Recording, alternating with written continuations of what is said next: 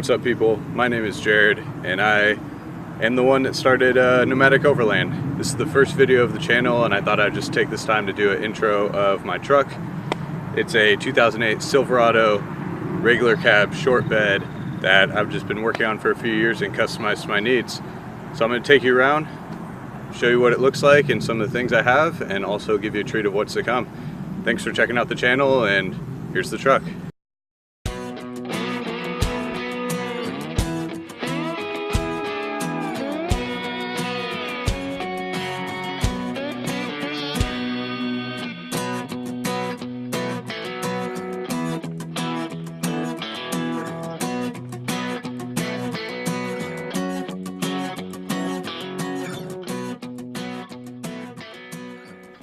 The front bumper is my custom-made combination of 1/8 and 3/16 steel bumper, completely made in my garage by me.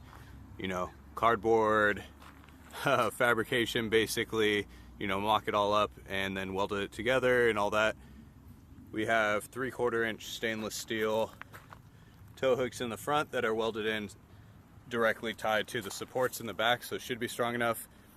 50-inch high wattage curved LED light bar in the front. So I guess let's go over the suspension of this bad boy.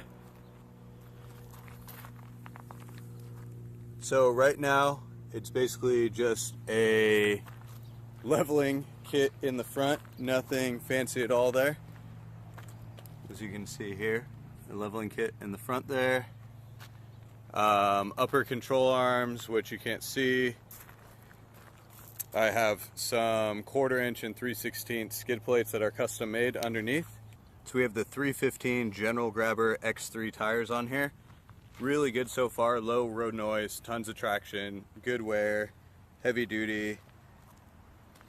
Love these tires so far. I had the AT2s on it before, which also served me very well, but I'm glad I went to these little bit more aggressive tires, and yes, they do clear. It's hard to tell for those that don't know, but I did the NorCal Mods inner fender kit, so I actually have a decent amount of inner fender well clearance in here. Cycles full up and down. So the plans for the front is I actually have a larger lift that is going on it in the very near future, and 2.5 inch Fox coilover, DSC shocks, and a whole bunch more that's going in it. You can also see the eBay special aftermarket headlights and even some wear and tear on here, including not so great body lines. I need to realign this hood. It's taken some heavy hits when I've taken it out overlanding before.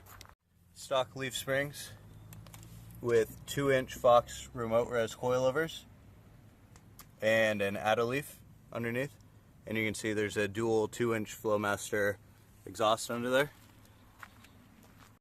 Of course, what most people notice first about this is the custom rack that I have built in here. It holds up my Tough Stuff rooftop tent, LEDs all the way around, high lift jack. We have the big 8 by 6 foot awning off of it. This is really corrugated steel. It's actually a little rusty right now, it has to be refinished.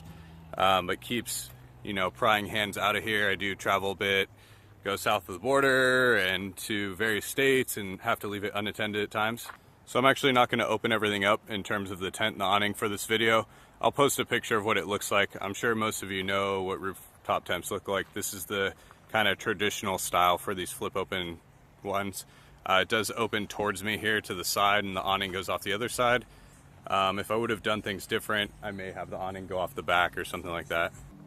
The Tough Stuff tent was one of the least expensive options, and I have a distributor right here in Southern California with me, but it's been awesome. The quality of the fabric is really good, welded seams, no problem handling the weight of my big 6'4" frame sleeping up in there. My wife will be in there. We even have a dog, plenty of room, nice and tall, lots of space.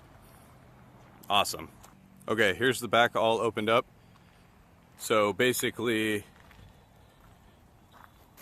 this upper gate here latches down and locks behind the tailgate. The tailgate does have a locking handle on it, which is not factory. I had to put that on after. So it does fully lock up here. This isn't what I normally carry. I've been working on the truck, but just wanted to give you an example. The whole bed does slide out here. Has 60-inch sliders on it. So you can see it does cantilever out here, which is super nice. Allows me to get to everything really easily. Holds up to 500 pounds out there. I mean, I've sat on the end of this thing and it holds it just fine. Yeah, that setup is super awesome for accessing everything I need to get to in my bed. Under the hood, we have the 5.3 liter Chevy LS based motor. More or less stock. Right now, stock headers, will be aftermarket headers soon. Dual Flowmaster exhaust, air raid intake, AEM air filter, foam, no oil, very easy to clean, great for the trail. Single battery right now, but as you may be able to see, there's another spot, plenty of space here for a dual battery. All my Toyota friends generally have engine compartment envy here. I mean, not much. I have LED strip up here, which you can see, and it switches on right there. So if I ever need to work on the truck when I'm out on the trail, I do have plenty of light. As you can tell, there's a CB antenna on here. The interior is more or less stock. About 130,000 miles on it now. 7-inch touchscreen, mount for my smartphone. Up here we have the 3 switches for the LED lights all the way around. And over here we have the CB as well as a fire extinguisher that's normally hidden a little bit more behind that seat there and mounted. Here's the last look at the truck. I am going to do a video on the loadout for it that I would normally run while overlanding. So stay tuned for that, and also stay tuned for the upgrades that are going to come soon regarding front and rear suspension, wheels, a little bit of everything. I got another trip to Mojave coming up this weekend, so stay tuned for lots of good videos coming from that. I'm going to get out the drone and you know, cover some of my buddies' trucks, so it's going to be a good time. Thanks for watching the video. Subscribe and like below, please.